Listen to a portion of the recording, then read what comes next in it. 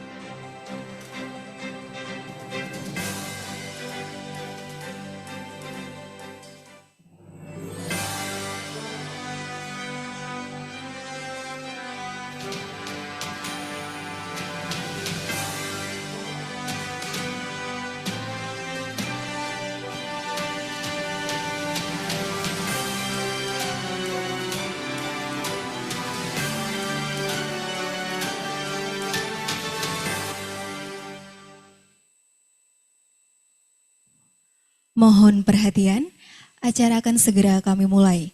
Bagi Bapak Ibu yang belum duduk dan belum masuk ke ruangan, bisa segera masuk ke ruangan dan bisa menempati bangku yang paling depan terlebih dahulu.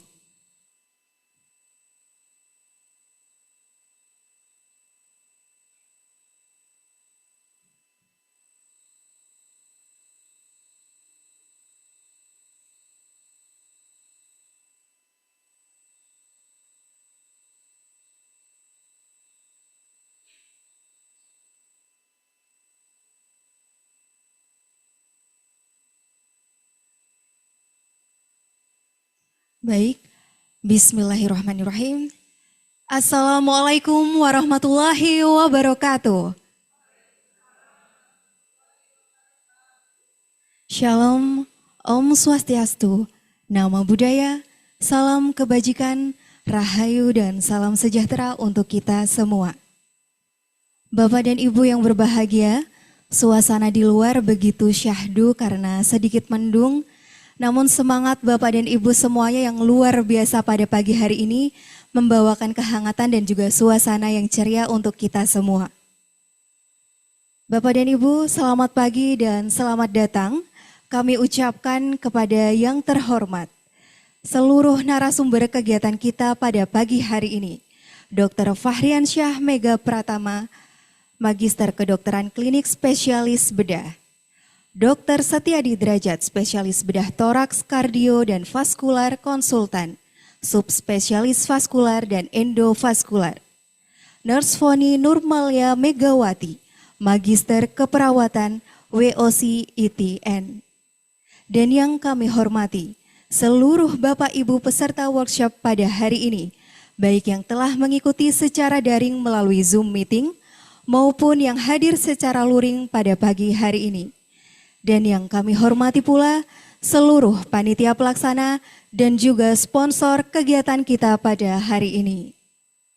Segala puji bagi rahmat Allah Subhanahu wa Ta'ala, Tuhan yang Maha Kuasa, atas segala kenikmatan yang telah terlimpahkan kepada kita bersama, sehingga kita dapat berkumpul pada pagi hari ini, Minggu 12 Januari 2025, bertempat di Emerald Ballroom Hotel Royal Jember, untuk bersama-sama merajut ikatan silaturahmi, saling belajar, dan tumbuh lebih baik dalam acara Workshop Update Management One Treatment Clinical Application bersama Jember Medical Event dan PT Woker Inti Nusantara.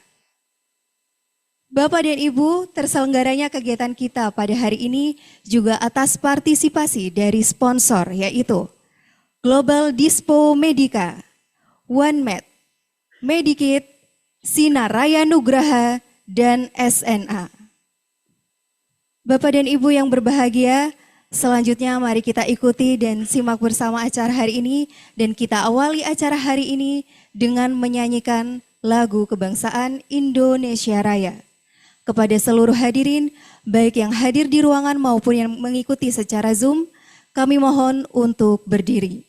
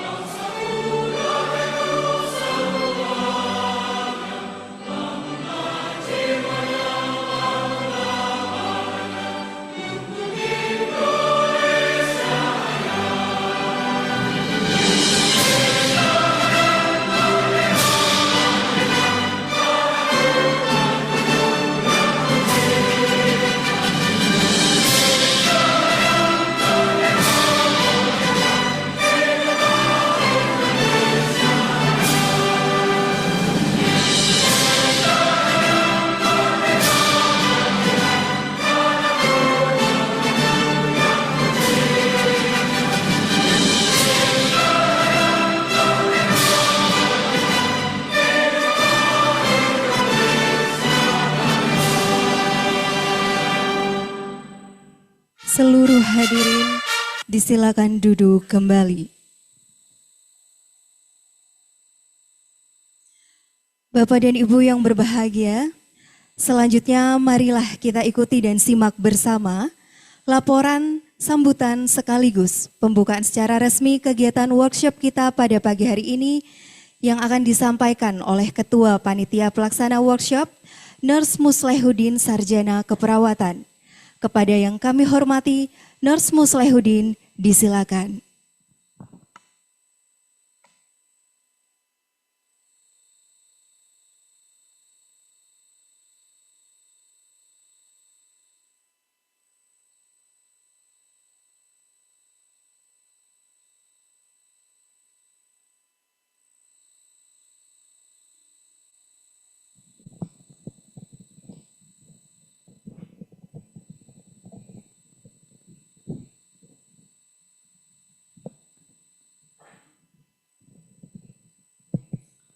Bismillahirrahmanirrahim.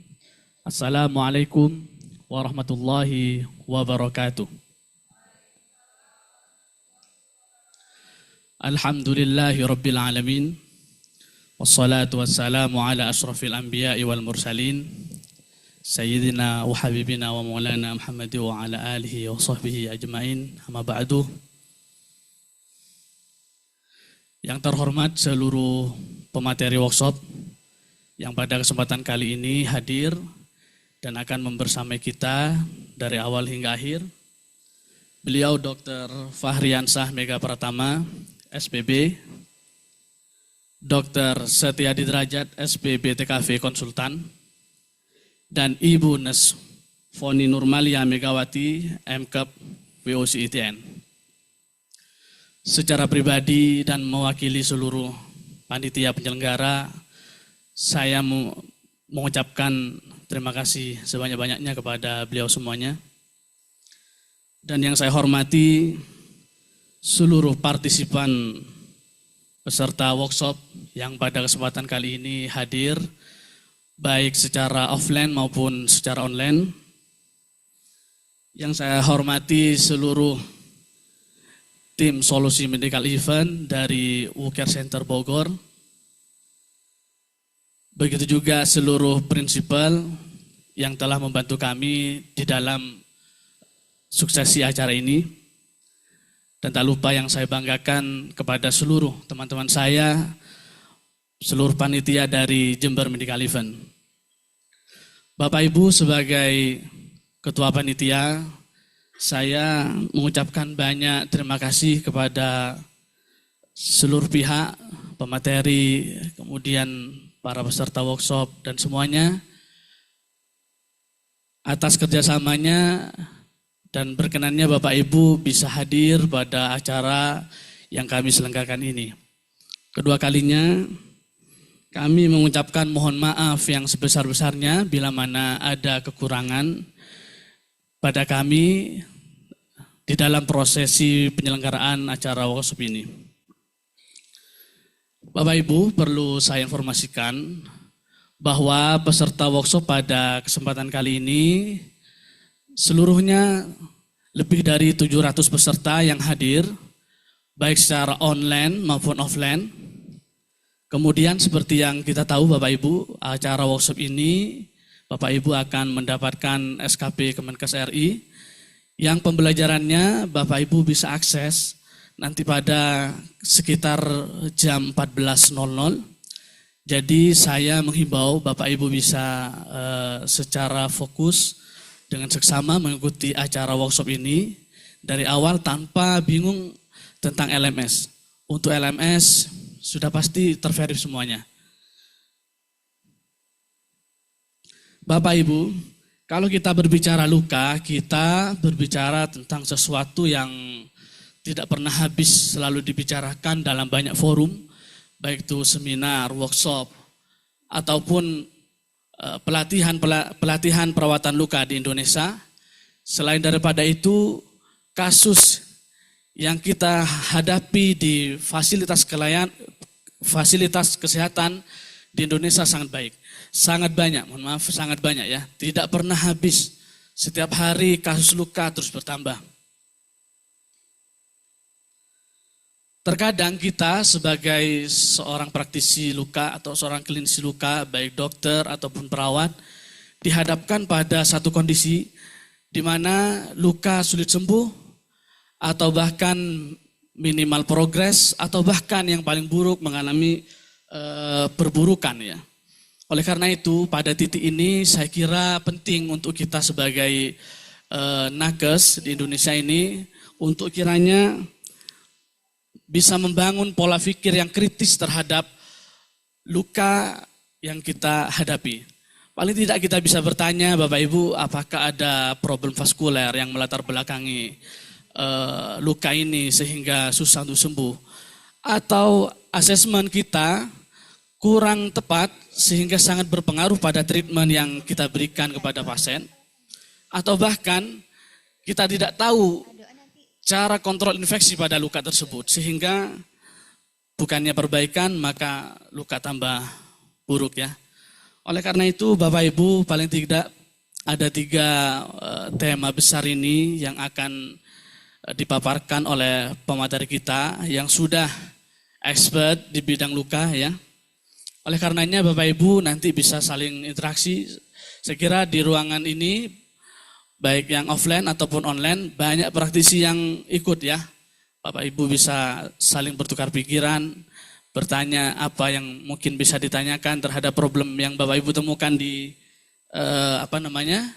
di fasilitas pelayanan kesehatan di mana Bapak Ibu mendedikasikan dirinya. Bapak Ibu bisa sharing semuanya pada akhir sesi.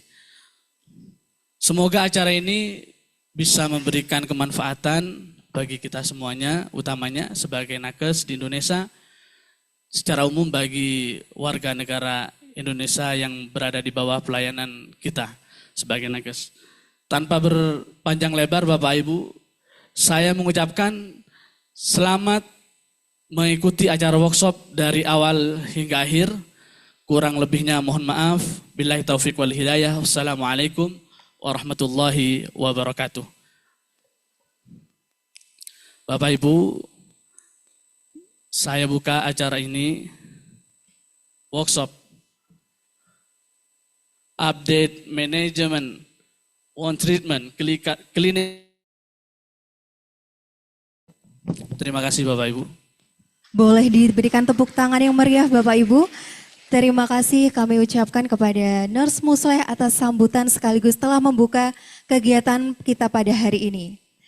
Bapak Ibu, sambutan yang baru saja disampaikan sebagai penanda bahwa kegiatan workshop kita pada hari ini telah dibuka. Selanjutnya, marilah sejenak kita menundukkan kepala seraya memohon ridho kehadirat Allah Subhanahu wa taala, Tuhan yang Maha Kuasa. Teriring harapan semoga rangkaian acara pada kesempatan hari ini dapat berjalan dengan lancar. Doa kita lakukan sesuai dengan agama dan keyakinan kita masing-masing. Berdoa dapat dimulai.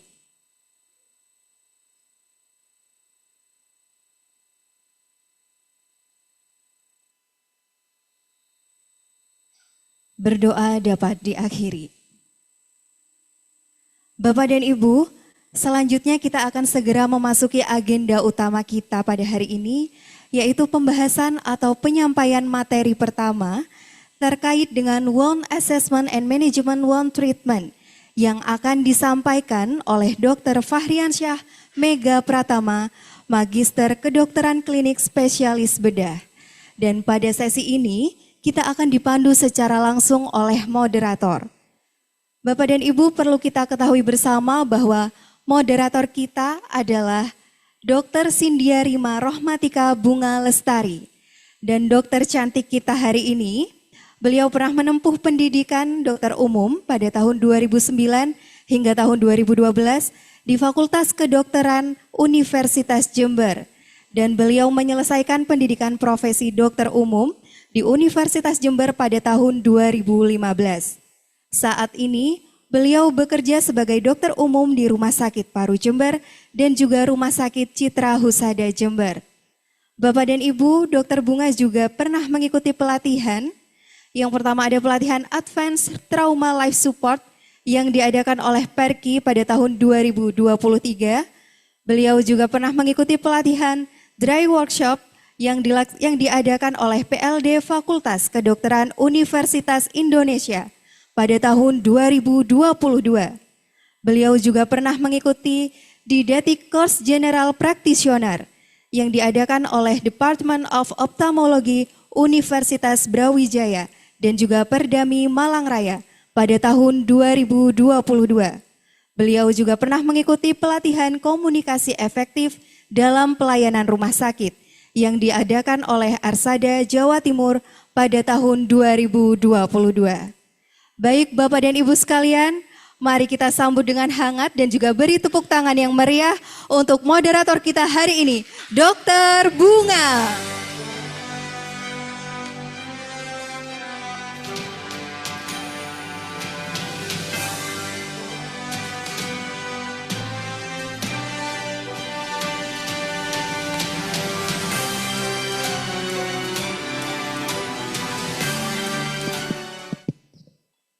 Baik, terima kasih kepada MC kita. Bismillahirrahmanirrahim. Assalamualaikum warahmatullahi wabarakatuh. Salam sejahtera bagi kita semua. Yang terhormat kepada seluruh peserta workshop, baik yang mengikuti secara luring maupun daring, kolega, seluruh panitia, dan juga kepada para sponsor yang telah mendukung terselenggaranya acara pada hari ini. Selamat datang pada acara workshop Update Management of Wound Treatment Clinical Application yang diadakan oleh Jember Medical Event dan PT Woker Inti Nusantara.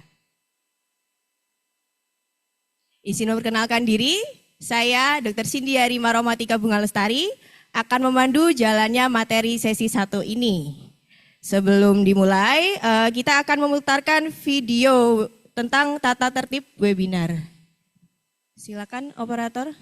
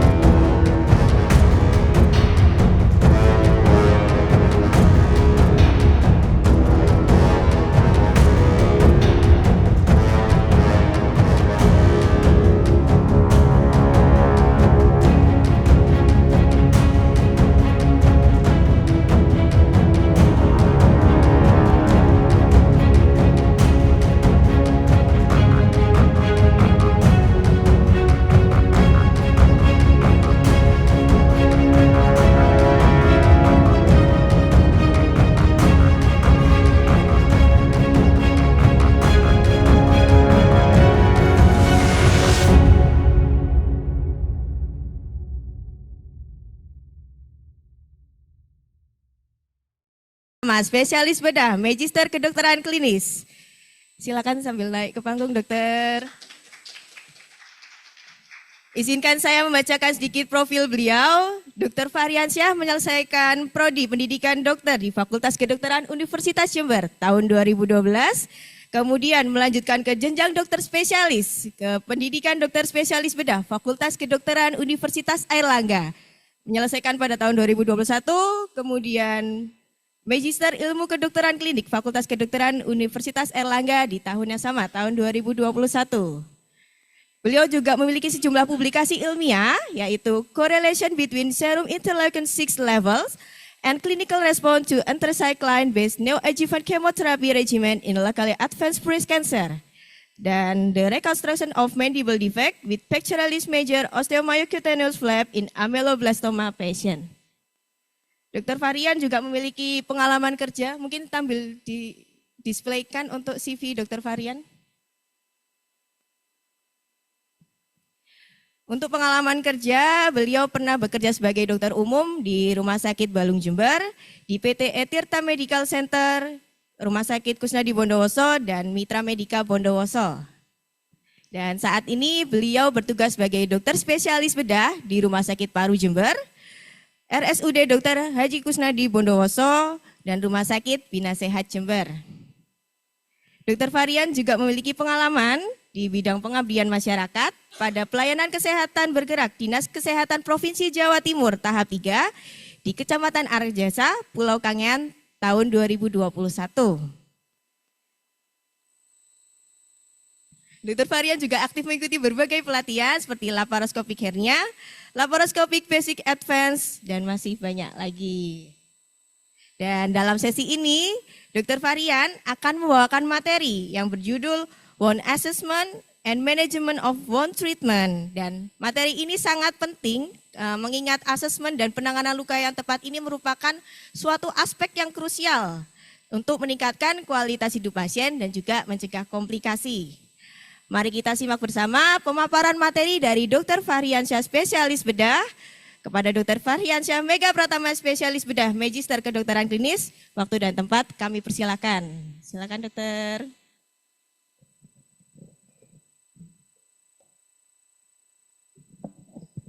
Tes. Saya sambil di bawah aja ya. Saya nanti ada pertanyaan sedikit-sedikit. Ya, perkenalkan saya Fahri. Saya bertugas di Rumah Sakit Paru, mungkin beberapa sudah berdinas di tempat yang sama dengan saya. Kali ini saya akan coba mempresentasikan tentang secara garis besar, wound, secara garis besar. Ya, nanti ada Dokter Derajat sama Ibu Foni juga. Jadi kita lihat dari fungsi dari kulit sendiri. Kulit itu mempunyai fungsi yang cukup banyak. Selain dia sebagai efek proteksi juga, dia juga mensintesa keringat dan juga sebagai respon saraf juga ada respon sensasi. Dengan adanya luka, maka semua dari fungsi kulit ini akan terganggu. Apa itu luka? Luka adalah hilangnya diskontinuitas dari jaringan yang ada pada kulit. Dengan bentukan seperti ini, mungkin sudah satu suara belum? Yang kuning namanya apa?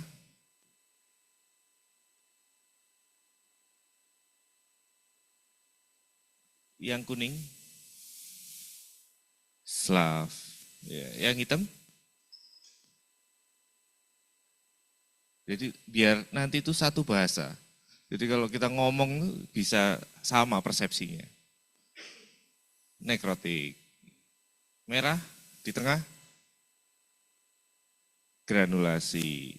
Karena ada eksudat banyak, tepi lukanya muncul apa ini?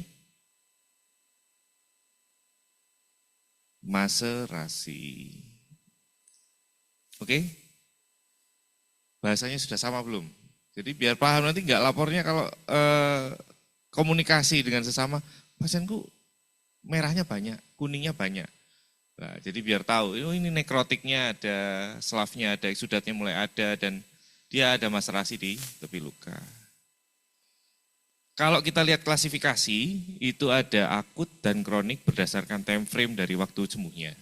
Sedangkan untuk potensial risk infection-nya terbagi menjadi bersih, kontaminasi, dan luka infeksi. Ini biasanya pada luka-luka operasi disebutkannya seperti ini. Tetapi kali ini kita akan bahas tentang akut dan kronik. Sebelum bahas lebih lanjut, kita ingat-ingat sedikit tentang wound healing-nya. Ada 4 fase, hemostasis, inflamasi, proliferasi, dan remodeling.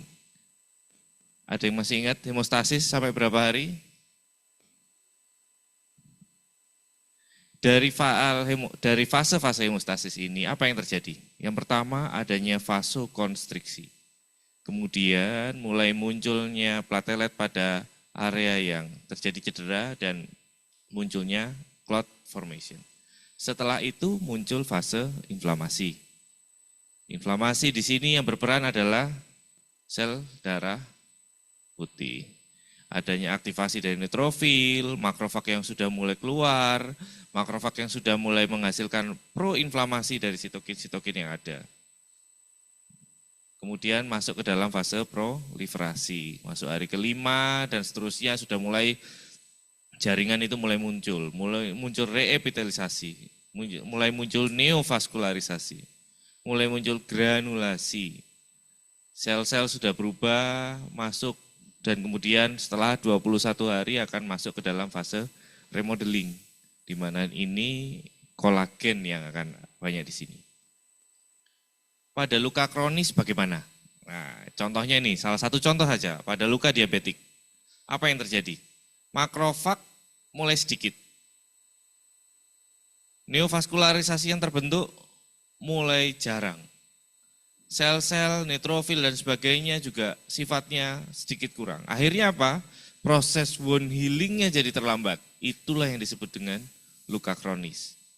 Jadi membedakan luka akut dan kronis adalah pada pemanjangan dari time frame ini semua yang mengakibatkan tidak sembuh pada waktunya. Itu yang disebut luka kronis ya.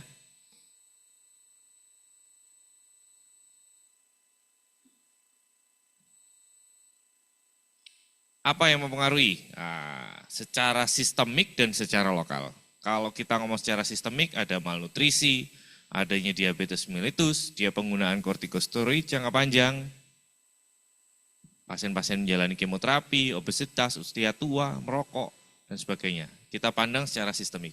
Secara lokal, kita faktor infeksi yang belum bisa dikontrol dengan baik. Adanya faktor hipoksi pada jaringan, adanya tanda-tanda insufisiensi vena, ada tanda toksin lokal jaringan parut, dan adanya area yang terpapar oleh radiasi. Kita berbicara masalah akut dan kronis. Kalau luka akut ini sudah sama dan gampang.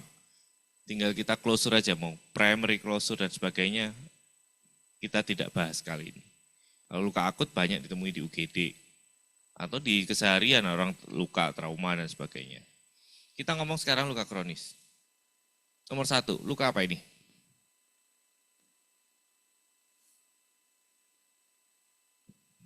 Luka apa? Nekrotik. Ya, luka nekrotik. Ya, ini luka kronis, luka nekrotik. Artinya ini luka iskemik kalau saya bilang ya. Karena ada proses vaskular di situ. Yang kedua, luka apa ini?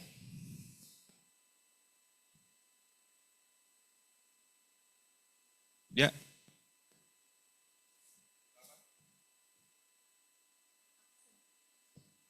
Ini namanya luka neuropati. Apa khasnya? Kita lihat bedanya sama yang pertama, dia kena ke distal, warnanya nekrotik. Sedangkan ini dia tidak di distal ya.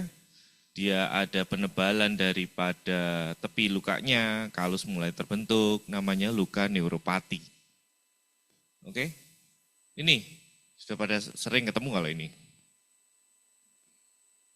Ini kalau bagi perawat yang di sekitar kan lumayan ini kan, tiap berapa kali pertemuan kan lumayan ini ya.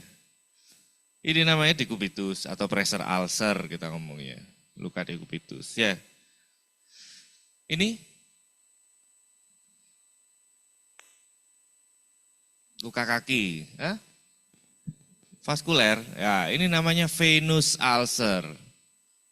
Venous ulcer, apa khasnya? Dia tepinya hiperpigmentasi, areanya spesifik di arah sebelah sini. Lah ini nanti dokter derajat akan lebih banyak bilang lebih banyak materi tentang ini ya. Kita akan klasifikasi aja. Sedangkan ini ada bula, ada area nekrotik. Ya, ini adalah selulitis yang terjadi kemudian menjadi necrotizing fasciitis. Oke, sebetulnya dari chronic wound itu banyak patofisiologinya yang ada.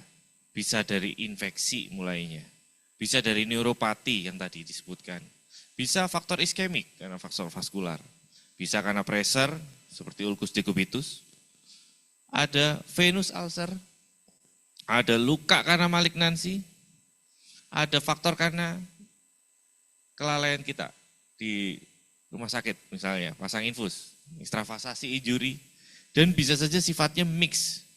Antara patofisiologi satu dan yang lain sifatnya bisa mix. Misalnya ada namanya neuroiskemik, ada namanya neuroinfeksi, ada venous ulcer disertai ada infeksinya. Semua patofisiologi ini akan berakibat pada luka yang sifatnya kronis. Untuk bahasan ini yang segini banyaknya, tidak semua kita akan bahas, hanya beberapa saja, karena memang nanti kita bagi dengan Dr. Derajat, terutama Dr. Derajat di arah venus dan iskemik, faktor vaskuler yang akan berpengaruh di Dr. Derajat nanti, dan beberapa halnya juga perlu waktu tambahan karena waktunya sangat-sangat terbatas. Oke, ini kita bahas tentang neuropathic ulcer, ketutupan ini. Neuropathic ulcer. Khas dari neuropathic ulcer ini adalah bentukannya.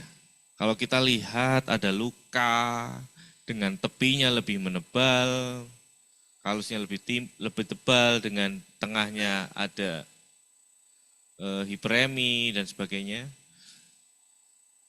Ini adalah khas tipe-tipe neuropati. Tempatnya juga khas. Faktor penyebabnya adalah adanya cedera pada saraf perifer. Faktor khasnya itu. Lokasinya sangat-sangat terprediksi di kaki. Kok bisa? Ya, resiko terjadinya luka karena neuropati ini akibat muncul pada area-area tertentu saja. Ini yang menyebabkan terjadinya luka-luka neuropati. Faktornya apa? Faktor neuropati. Neuropati perifer yang menyebabkan munculnya luka seperti ini. Khas bentuknya. Kita lihat bolak-balik coba. Khas bentuknya.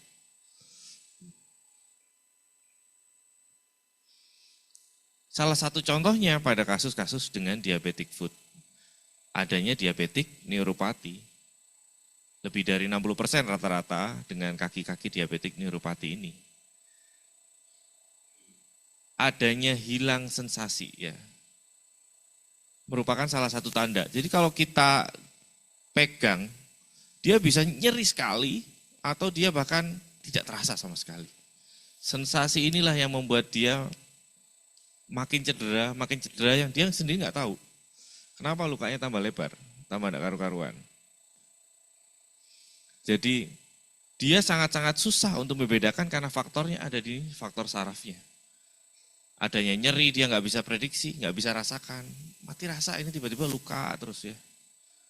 Adanya tekanan, ada sentuhan dia bahkan nggak kerasa kadang. Kita guntingi pakai mes aja nggak kerasa luka-luka seperti ini. Dan neuropati prosesnya tidak hanya berbicara tentang lukanya saja, tetapi melibatkan banyak hal. Yang pertama adanya sendi-sendi juga bisa. Yang terkenal dengan pada diabetes itu adalah cargo joint. Di situ dia kaki bisa sampai difleksikan model kayak gimana pun tidak nyeri dan sebagainya, bisa ditekuk, dirotasikan. Cargo joint itu khas pada diabetik yang mengalami neuropati perifer. Terus kita lihat bentukannya, gak karu-karuan. Kenapa? Karena otot-ototnya juga akan terkena. Karena inovasi proses dari saraf itu tadi menuju otot, otot-ototnya juga terkena. Motoriknya akan terkena sehingga bentuk dari kakinya juga tidak akan seelok pada orang normal. Ini khas pada neuropati. Treatmentnya apa aja? Surgical treatment atau surgical debridement merupakan masih drug of choice-nya istilahnya. Langkah awalnya adalah surgical debridement dan tentunya dengan perawatan lanjutan yang lebih baik. Bisa kemudian setelah kita lakukan debridement dan perawatan yang baik, dianjurkan untuk offloading. Offloading artinya apa? Karena neuropati pada area itu, jadi kita hindarkan dia dari pressure yang berlebihan. Jadi kalau kita mendressing pun nantinya, jangan dikasih dressing tebal-tebal, karena dia akan pressure-nya akan makin tinggi. Kalau kita kasih dressing-nya makin tebal-tebal, dia akan makin pressure-nya akan makin tinggi, lukanya akan susah sembuh. Di luar bahkan sudah mulai banyak dengan cara TCC atau total contact casting. Dia ada yang removable, ada yang non-removable. Jadi kakinya ada cast-nya sendiri, ada gipsnya sendiri. Atau modifikasi dengan sandal. Nah, ini yang harus dijelaskan nantinya. Jadi sandalnya harus dipilih yang benar-benar dia bisa mendistribusikan tekanan daripada kaki itu ke seluruh kaki, bisa lebih tidak menekan pada area-area tertentu saja, sehingga proses penyembuhannya bisa berjalan. Kalau nggak gitu, nggak bisa. Nggak akan sembuh, susah sembuhnya. Sekaligus ngiklan, ada terapi lain dengan hiperbarik oksigen terapi. Saat ini Jember yang punya di paru. Jadi ini jadikan opsi untuk bisa mempercepat dari wound healing. Kenapa? Karena oksigen demand yang dibutuhkan oleh jaringan bisa tercukupi dengan cara hiperbarik. Ada opsi lain dengan skin grafting. Ini beberapa kasus kita pernah coba dengan skin grafting, hasilnya juga cukup memuaskan. Tetap masih jadi perdebatan karena ada yang fail, ada yang tidak. Karena faktor apa? Kembali kepada faktor gate-nya tadi, proses dia berjalan, proses loading kakinya dan sebagainya. Kalau dia obesitas tambah nemen, jadi faktornya sangat terkait dengan banyak hal. Oke, ini tentang neuropatik ulcer. Berikutnya tentang infeksi. Saya ambil salah satu contoh saja ini. Infeksi banyak, sifatnya luas. Cuman ini yang lebih sering kita temui dan kita tidak tahu itu apa. Itu adalah necrotizing fasciitis atau kita kenalnya fasciitis necroticans. Ya toh, dia adalah sesuatu luka yang sifatnya rapid destruction pada jaringan sekitar dengan sifat sistemik yang luar biasa.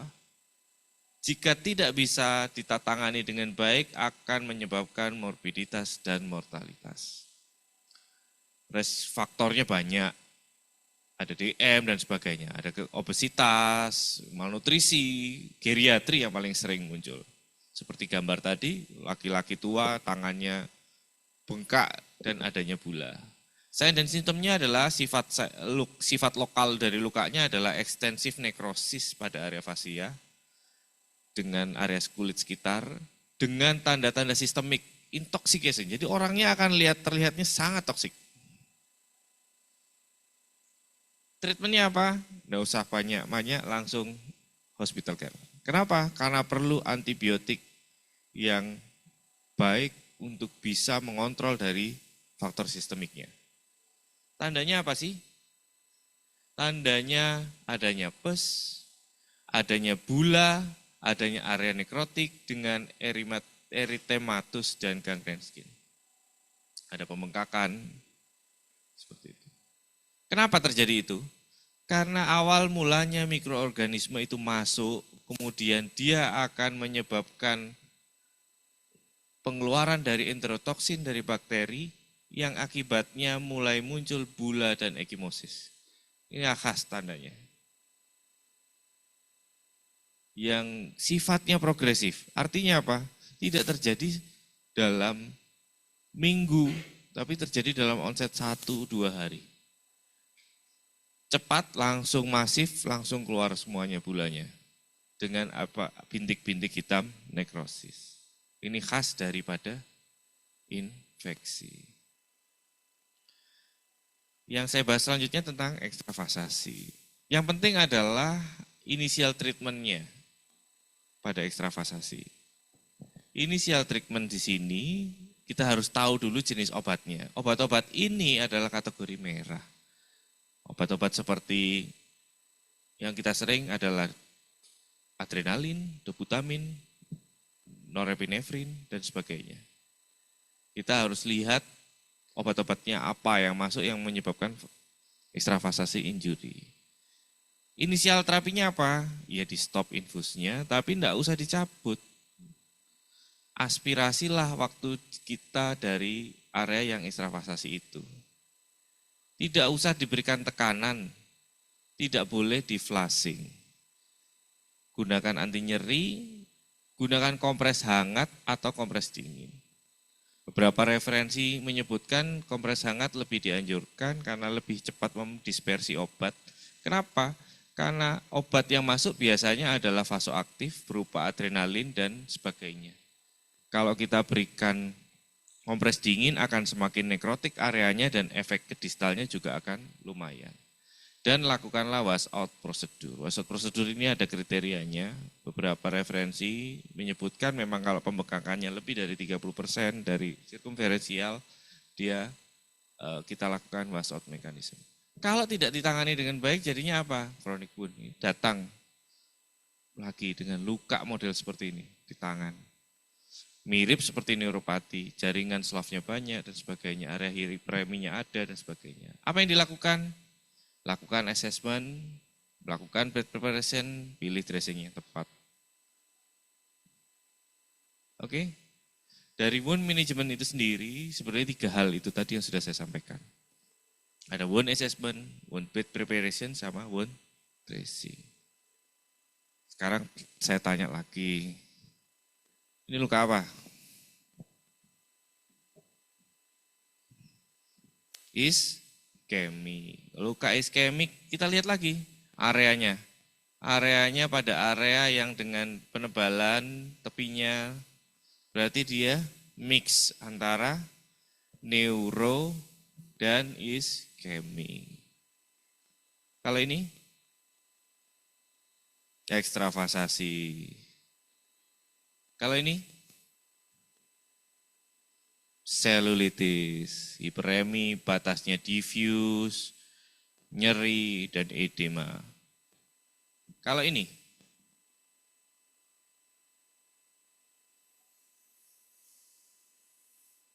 kalau sudah sifatnya muncul seperti ini, kita harus, ini adalah necrotizing fasciitis.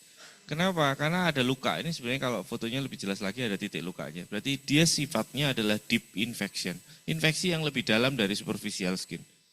Oleh karena itu dia akan muncul bula dan jaringan-jaringan nekrotik lain. Ini harus segera dilakukan tindakan. Kalau tidak, dia akan progresif. Mikroorganismenya mengeluarkan isotoksin semuanya dan akhirnya nekrotik semuanya, edematus semuanya. Kalau dia mengeluarkan gas, dia akan muncul gas gangren. Ini.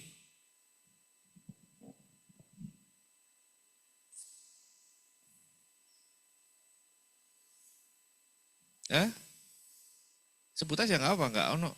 Ini kok, nggak disalah no. Nah, apalagi?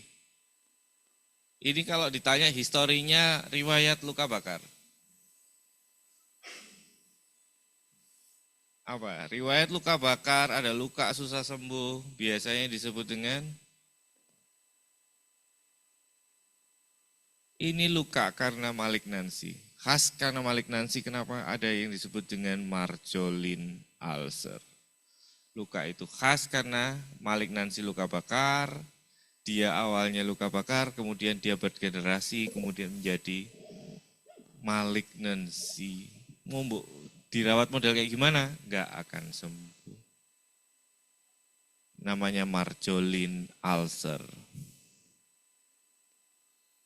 Oke, dari wound assessment kita akan muncul kedalaman lukanya, ada eksudat atau tidak, size-nya berapa, ada tanda-tanda infeksi atau tidak, mulai ada granulasi atau tidak, ada nekrotik atau tidak. Jangan lupa, jangan kita lihat lokalnya saja, tapi kita harus lihat faktor sistemiknya. Ada usia, ada tidaknya stres, nutrisi, ada merokok atau tidak. Percuma kita punya pasien, tapi dia masih tetap merokok, akan susah juga. Jadi tidak hanya kita lihat sesuatu itu berdasarkan apa yang kecil itu tadi, yang diluka, tapi kita harus lihat secara generalis. Bagaimana dia berjalan kalau neuropati, bagaimana dia punya alas kaki, dia datang ke tempat kita, alas kakinya keras atau tidak, itu juga harus dilihat. Banyak faktor yang harus dilihat, tidak hanya melihat apa yang ada. Jadi tidak hanya kecil itu aja. Nah, wound assessment kita harus lihat. Setiap luka dengan kondisi tertentu, pada kondisi saat kita lihat, kita harus lakukan assessment. Tidak selalu terapinya sama. Dari awal sampai akhir sama semuanya. Enggak. Kalau seperti ini, slavnya makin banyak. Kalau ini granulasinya sudah ada, slavnya enggak ada. Kalau ini epitel sudah muncul dan sebagainya. Terapinya juga enggak sama. Ya kan, digebiak, ya kabeh podo, obatnya podo. apapun lukanya, salepnya ini, nggak iso. Jadi harus kita lakukan asesmen setiap kita akan melawat luka. Debridement, ada 5 debridement, ada surgical debridement, menggunakan gunting dan sebagainya. Mechanical debridement, kita gosok dengan kasa, itu namanya mechanical debridement. Autolytic debridement, kita menggunakan bahan-bahan autolisis. Biological, menggunakan magnet. Enzymatic debridement, menggunakan enzim-enzim seperti kolagenase. Dalam pemilihan dressing, kita harus memilih berdasarkan lukanya. Yang pertama, pemilihan berdasarkan pengkajian luka. Jadi kita harus tetap pilih itu berdasarkan kondisinya saat itu. Yang kedua, harus nyaman digunakan. Jangan sampai merepotkan. Kalau dressingnya tidak nyaman dan merepotkan, akan susah sembuhnya. Tujuan utamanya adalah mempertahankan kelembapan luka, dijaga tetap moist. Harus sifatnya mencegah maserasi dari kulit sekitar luka. Karena ada beberapa bahan yang penggunaannya salah, yang area yang sembuh jadi maserasi. Harus dapat mengontrol dari eksudatnya. Tidak mengakibatkan kekeringan pada dasar luka. Karena target kita moist, jadi yang kering harus dimoistkan. Tidak cari bahan-bahan yang sifatnya mengeringkan. Dapat mempercepat proses penyembuhan luka, menyerap cairan luka, sifatnya steril terhadap luka, dan yang terakhir yang paling utama, cost efektif. Rata-rata Jember yang luka kan pasiennya ada di wilayah perifer. Jangan sampai kita mengejar ini semua lupa sama namanya cost efektif. Dia lukanya sembuh, perutnya jadi luka. Kenapa? Karena kan nggak bisa beli makan. Karena saya temui ada, pasien saya kontrol. Kadang saya kontrol kan kalau BPJS cuman bisa. Jadi kadang-kadang saya kerjasama sama perawat di beberapa rumah sakit diambil middle-nya. Jadi tiap 3 hari ada yang ngambil di tengahnya. Cuman kadang-kadang lupa yang namanya cost efektif. Jadi orang nggak punya ditariknya. Lumayan karena memang menggunakan bahan yang bagus gitu ya. Cuman orang yang ngeluh, saya nggak bisa beli beras gitu kan. Karena cukup untuk beli dressing katanya itu. Jadi itu harus dipertimbangkan, cost effectiveness. Terus kemudian balutan. Lah nanti ini sebenarnya Bu Foni yang lebih spesifik nanti ya dengan workshopnya. Tapi saya secara garis besar aja. Ini kita bagi berdasarkan dressing-dressing yang sifatnya autolisis. Dressing-dressing yang punya sifat antimikrobial, yang dia mempercepat granulasi, yang sifatnya absorben, menyerap, dan dressing-dressing yang hanya sifatnya untuk mencegah trauma. Autolisis banyak, brandnya banyak, contohnya sifatnya gel, dia membantu sebetulnya untuk melakukan autolisis. Jadi beberapa selaf itu sifatnya kan angelmen ya, digosok kasa, susah sekali, gak usah dipaksa. Kasih autolisis, kita buka lagi dalam beberapa hari. Jadi nggak usah terlalu dipaksa.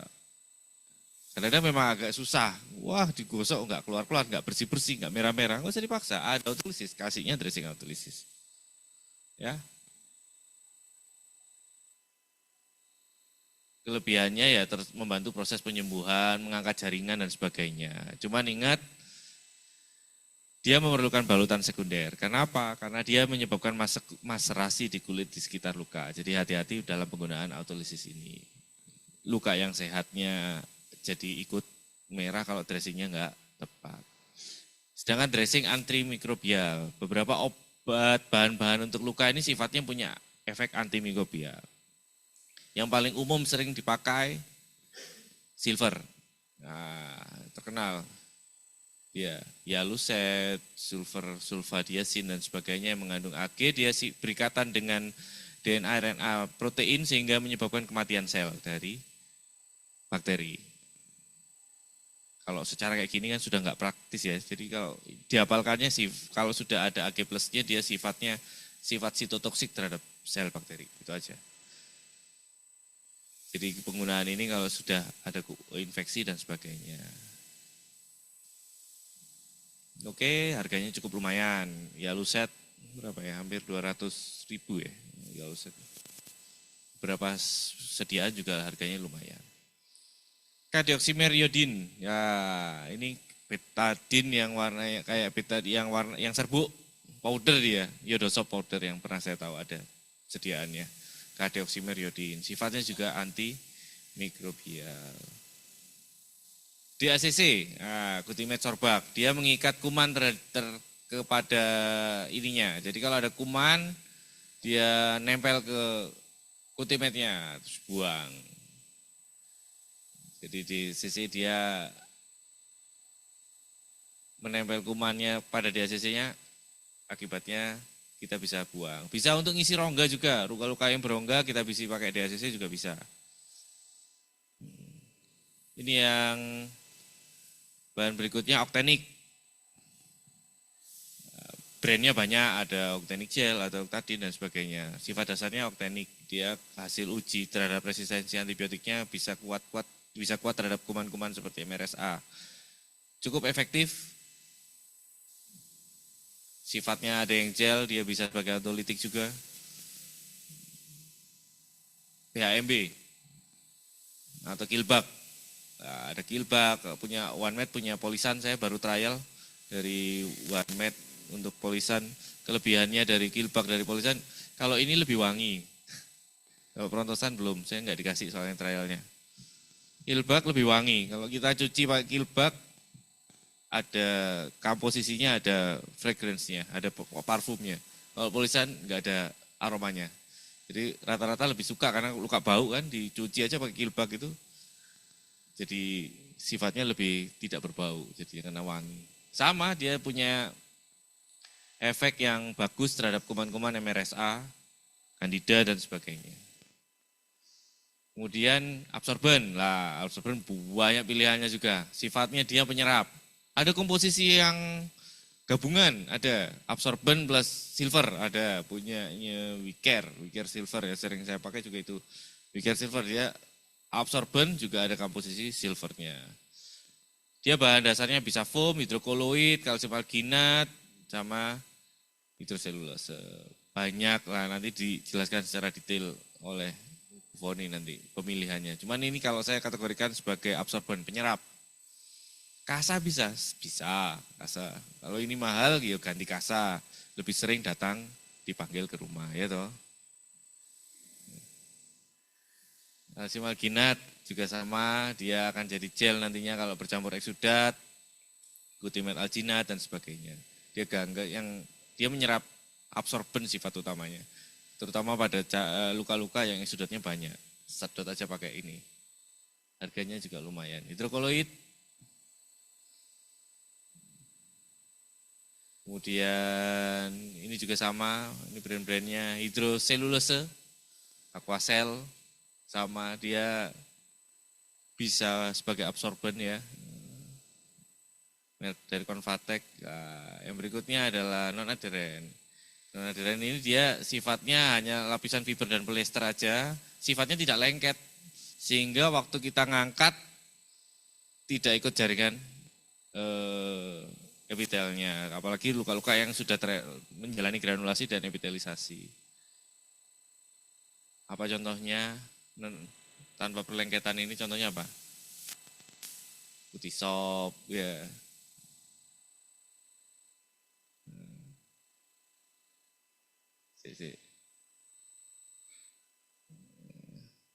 Ya. Terus ini adalah mempromosikan adanya granulasi. Jadi kalau granulasinya lama sekali ya, nggak cepat-cepat granulasi. Bisa karena infeksinya tidak selesai. Bisa memang karena kita butuh tambahan untuk mempromot granulasi. Ada kolagen base, honey ini masih dalam banyak referensi, tapi belum pernah saya praktekkan sebetulnya, yang berbahan dasar honey. Ada placenta, hyaluronic, banyak contohnya Sanoskin, stimulan, Coacure, itu bisa jadi sifatnya yang mempromosikan granulasi, mempercepat terjadinya granulasi. avoid trauma. Jadi ini yang biasanya untuk luka-luka operasi atau luka-luka bersih ya. Tule, island, gitu, seperti ini, silikon atau polimer, banyak jenisnya. OneMed punya Dermavic, ya yang sering-sering dipakai.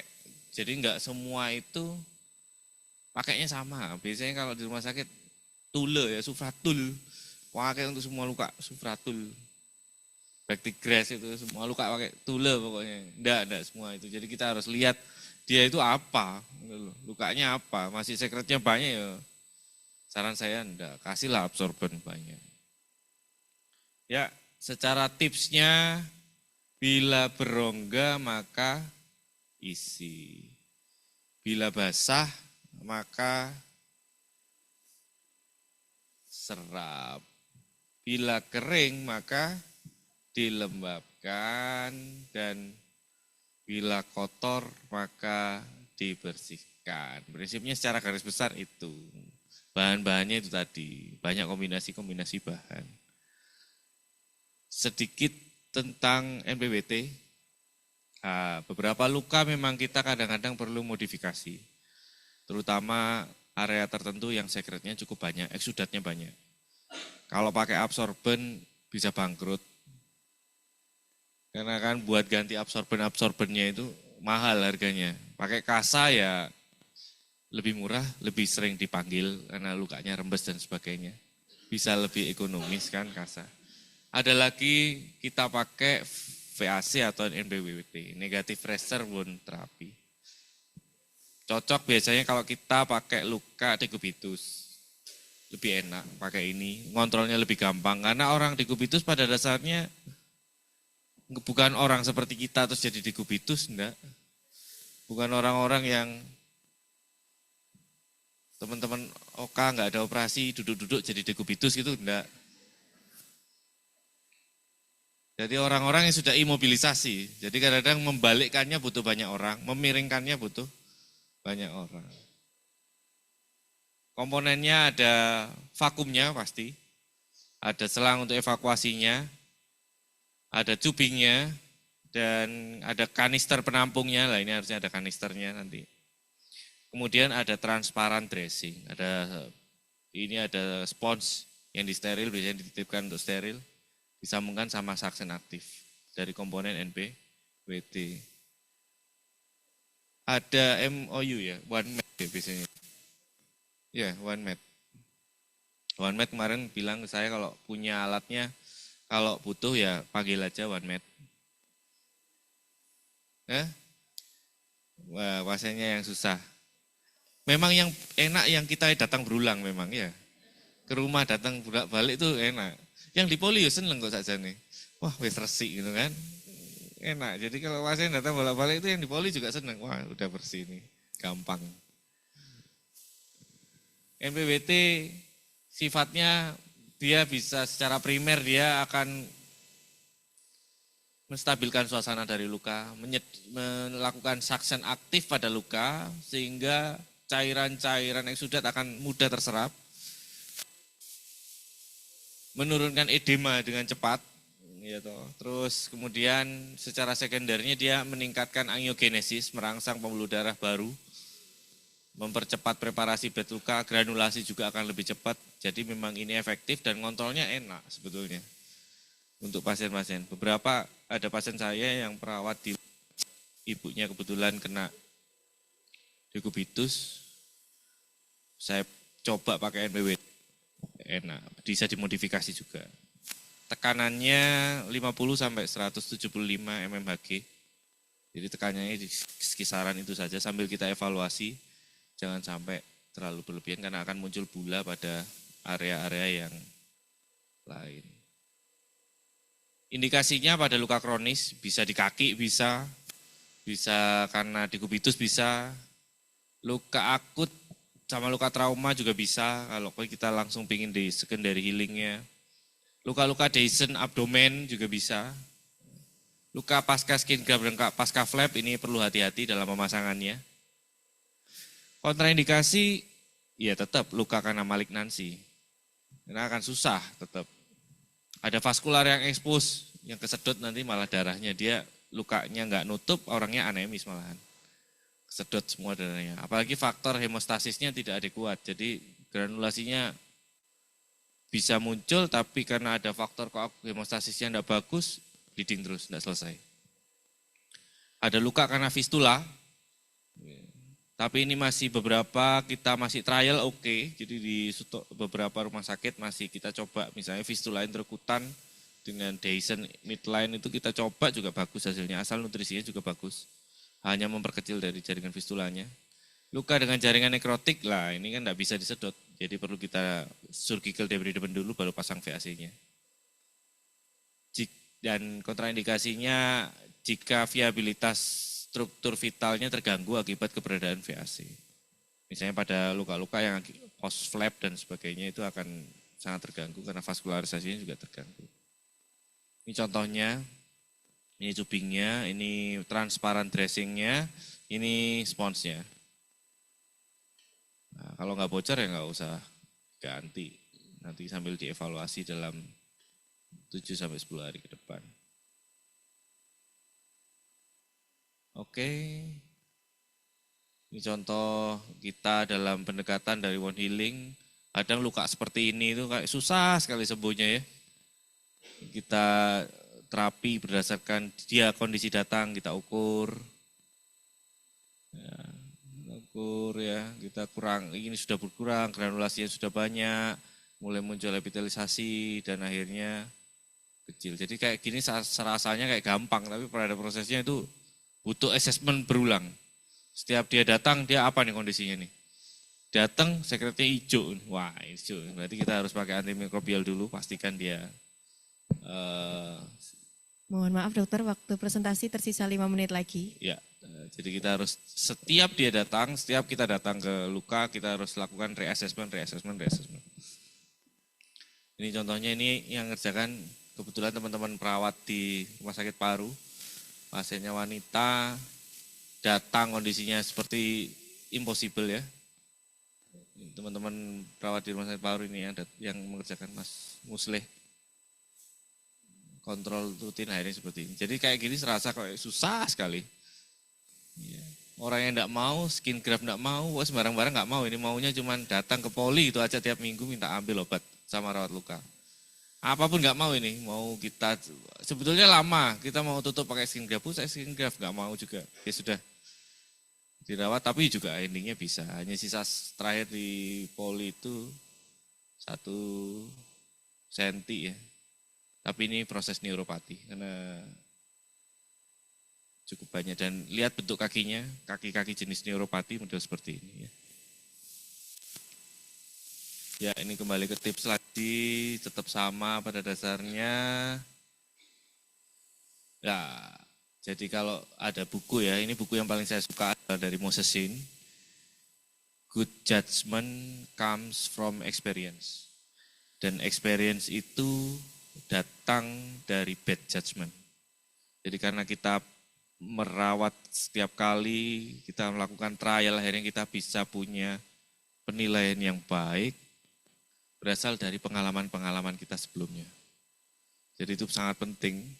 Jadi jangan antipati dulu ada pasien atau ada tetangga minta dirawat ya, datang dan tangani dulu ya. Karena prinsipnya sesuai di Quran kan dijanjikan ya. Di surat Al-Insyirah bahwasanya setelah kesulitan pasti ada kemudahan. Dan diulang lagi sesungguhnya beserta kesulitan itu ada kemudahan. Sudah ada di Quran, jadi kita sesuaikan aja. Oke, enggak, sekian dari saya, ini masa depan Jember ya. Nanti akan ada rumah sakit baru di Kebonsari. Masih proses pembangunan insya Allah. Entah kapan, jadi mungkin ada layanan baru nanti di sini. Pasti ada hiperbariknya ya. Ya, pasti hiperbarik juga ada. Oke. Sekian dari saya, terima kasih. Assalamualaikum warahmatullahi wabarakatuh. Terima kasih kepada Dr. Varian, spesialis bedah, atas pemaparan materi yang sangat menarik dan informatif. Untuk selanjutnya kita buka sesi tanya jawab. Kita buka 2 termin. Untuk termin pertama untuk peserta offline, kemudian termin kedua untuk peserta online. Untuk peserta online bisa menggunakan fitur chat pada Zoom. Kemudian untuk peserta offline yang ada di Hotel Royal ini bisa berdiri, angkat tangan, kemudian menyebutkan nama dan asal instansi sebelum mengajukan pertanyaan. Silakan. Ada yang mau bertanya?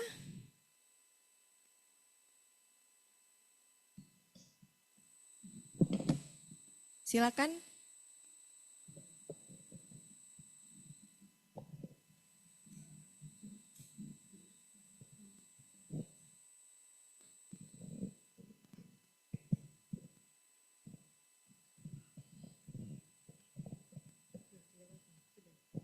Assalamualaikum warahmatullahi wabarakatuh. Waalaikumsalam warahmatullahi wabarakatuh. Perkenalkan saya Jendri Rudaryanto dari Patrang. Saya bekerja di praktek mandiri di Patrang. Saya mau tanya dokter, yang tadi dijelaskan luka Margelin Ulker. Itu ya yang tidak bisa sembuh itu dokter. Itu cara penanganannya di rumah sakit itu bagaimana dokter? Saya ingin tahu aja, soalnya beberapa pasien saya temuin kayak gitu, itu saya rujuk ke rumah sakit dan tidak ada informasi lagi dari pasien tersebut. Saya ingin tahu penanganan di rumah sakit, soalnya kemarin saya rujuk 1 tahun yang lalu itu, terus tidak ada kabar sama sekali pasien tersebut. Terima kasih, itu aja dokter. Baik, terima kasih. Langsung dijawab. Silakan dokter. Ya, Marjolin ulcer itu adalah luka malignansi ya. Jadi itu dia kalau kita baca lagi dia sifatnya muncul malignansi biasanya muncul karena chronic wound atau fibrosis itu ada luka bakar. Sifat dari malignansi yang muncul adalah squamous cell carcinoma. Squamous cell carcinoma. Oleh karena itu saat kita mendengar kata karsinoma pasti kita akan melakukan restaging pasti. Kita akan staging dari lukanya. Kalau dia sifatnya stagingnya memenuhi untuk dilakukan white excision, dilakukan white excision. Kalau tidak bisa dilakukan white excision, squamous cell carcinoma kita bisa tambahkan induce dengan radioterapi dan kemoterapi. Jadi tetap kalau kita dapat luka kronis, terutama pada luka bakar, kita akan melakukan scraping dulu untuk melakukan assessment ini benar-benar chronic wound dengan malignansi or not. Jadi kalau dengan malignansi pastinya akan dilakukan staging. Stagingnya apa? Kita akan lihat KGB inguinalnya involve apa enggak, kalau misalnya di kaki. Kalau di tangan ya KGB aksilanya involve ikut terlibat atau enggak. Dia sudah ada metastasis atau enggak. Akan muncul TNM-nya ketika ada malignansi.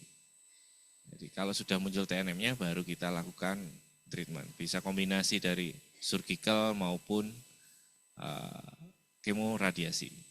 Tapi squamous cell biasanya lebih sensitif dengan radiasi. Gitu. Oke, terima kasih. Baik, terima kasih Dokter Fahri. Bagaimana? Apakah sudah jelas nggih Mas ya? Terima kasih. Mungkin ada yang mau mengajukan pertanyaan lagi. Operator minta tolong. Silakan.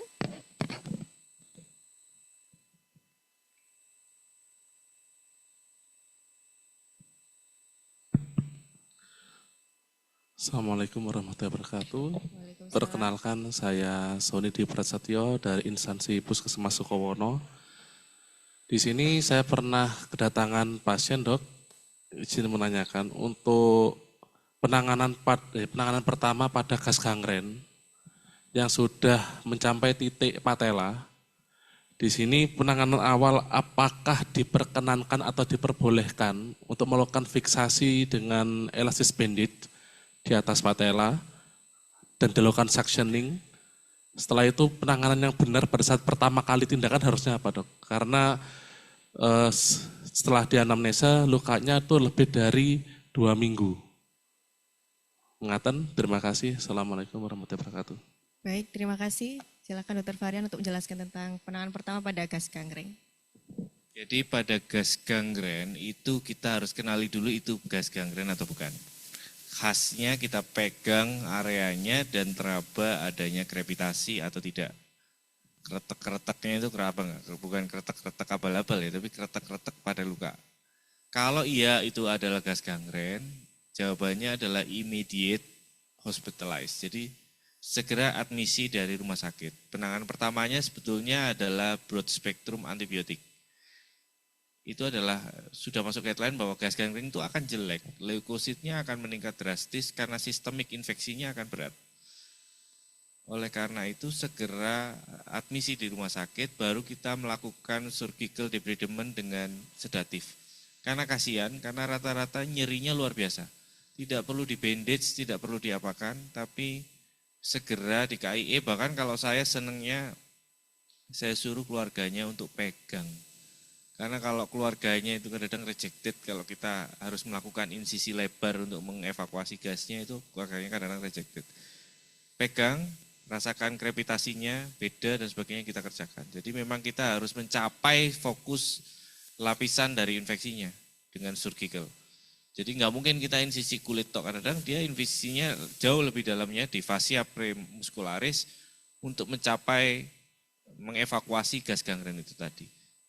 Fokus infeksinya harus dicapai dengan surgical debridement. Itu. Jadi sebetulnya itu sistemik terapi harus masuk lebih awal sebelum kita masuk ke surgical debridement.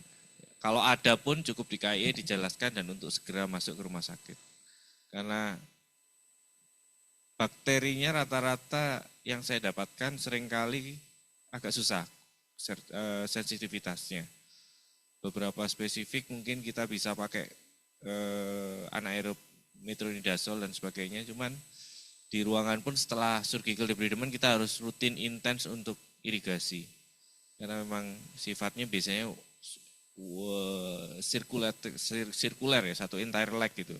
Satu kruris, mentol, bengkak dan gravitasi semuanya. Nah, itu harus segera dibawa ke rumah sakit untuk dilakukan systemic terapi. Itu dari saya. Jadi saran saya sih kalau ada gas gangren, pegang gravitasi, KIE saja. Walaupun kecil, kayak yang tadi luka di tumit kecil, habis kena tusuk, tapi gas gangren. Jadi ya segera kita masuk, kita langsung source control untuk infeksinya dan systemic control untuk infeksinya.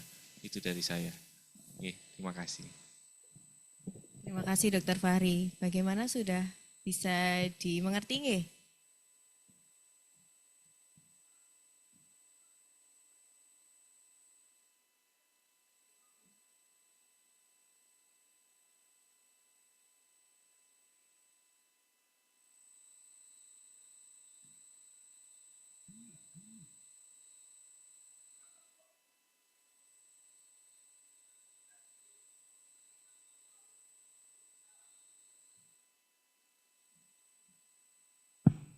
Tetap saya tangani, cuma saya pertanyakan apakah penanganan awal seperti fiksasi dengan elastis bandage itu diperkenankan? Karena mengetahui gas gangren itu sangat aktif dan pesnya luar biasa. Jadi cuma saya fiksasi saja sama tutup sama kasak dan saya sarankan untuk masuk rumah sakit. Bahkan ambulan dan standby, tapi keluarga tetap dengan pendiriannya tidak mau ke rumah sakit.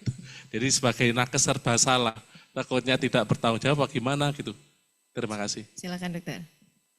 Ya, kalaupun nggak mau buatkan window saja untuk keluarnya gasnya. Karena kalau kita bilang di area ekstremitas itu kan ada seperti cincin ya. Kalau kita biarkan dengan bandage dan sebagainya, resiko berikutnya kan arahnya ke vaskuler.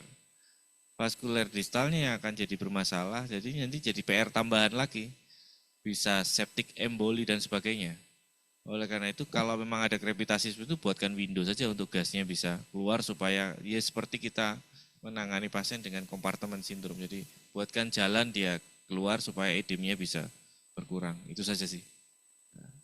Tapi tetap daripada disalahkan, tetap pasien-pasien seperti itu perlu sistemik kontrol. Itu yang paling utama. Karena leukosit yang tercatat rata-rata hampir nggak pernah di bawah 20.000. Masih di atas 20.000 dan infeksinya pasti masif. Ya, oke. Terima kasih. Tetap harus di KIE ulang ya dokter ya, untuk bisa dirujuk ke rumah sakit. Iya. Cekren enggak ada ya sudah ya?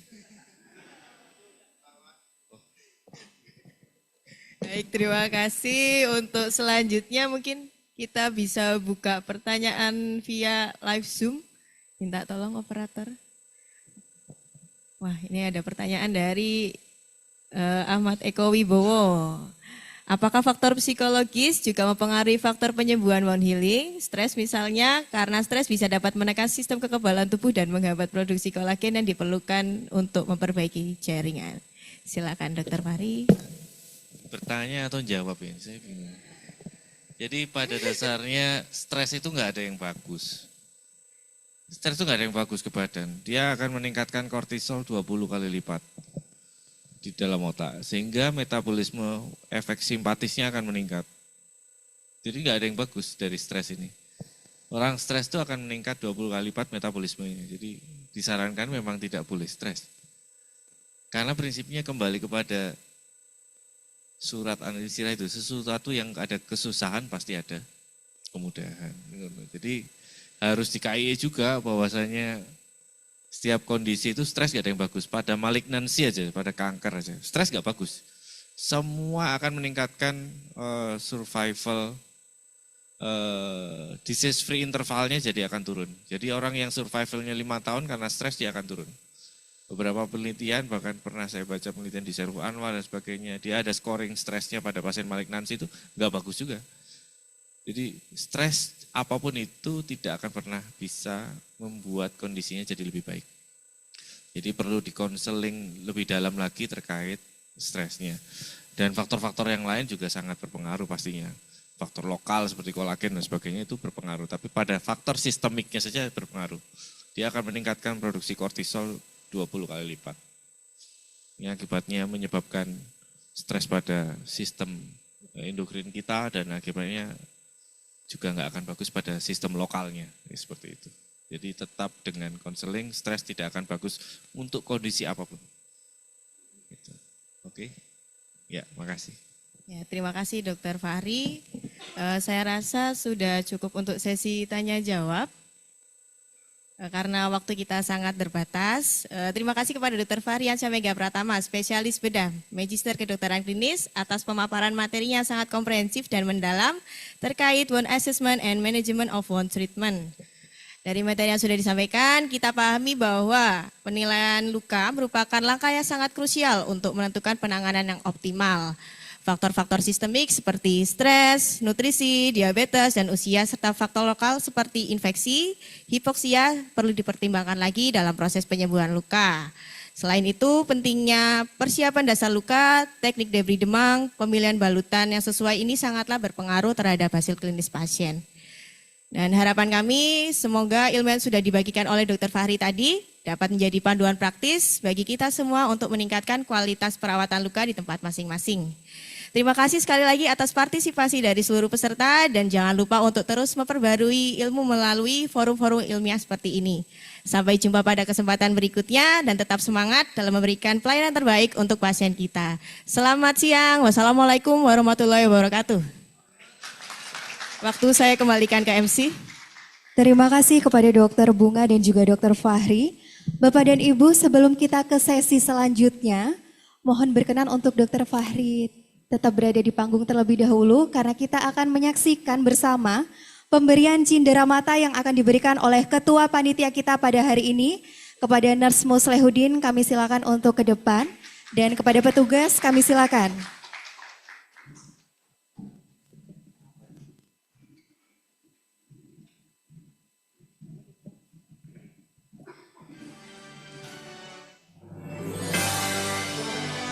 Mohon ditahan sejenak karena akan diambil sesi dokumentasi.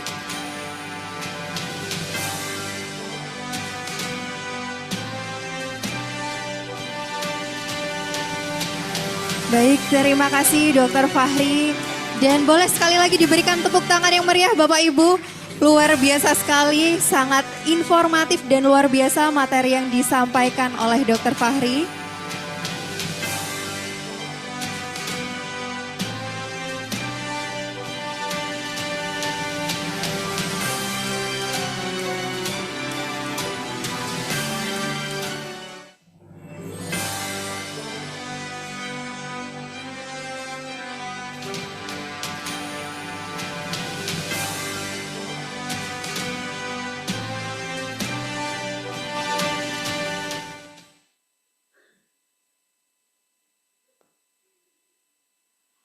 Selamat datang Dokter Derajat.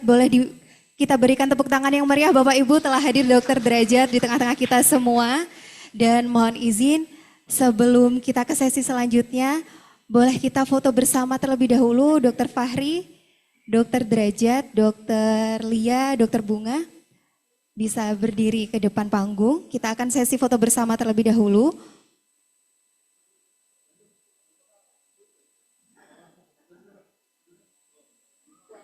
Bagi panitia yang mengambil sesi dokumentasi boleh mohon bantuannya.